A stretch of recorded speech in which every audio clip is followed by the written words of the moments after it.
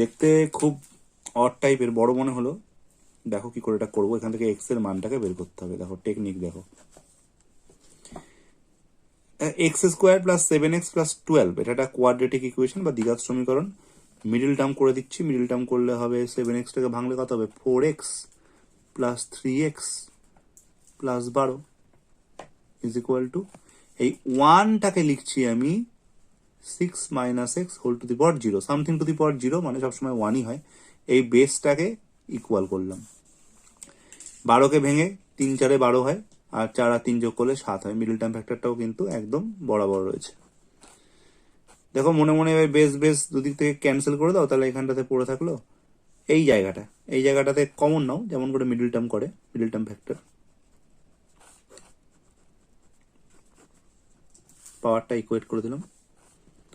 তাহলে x plus 4 into x plus 3 is equal two 0।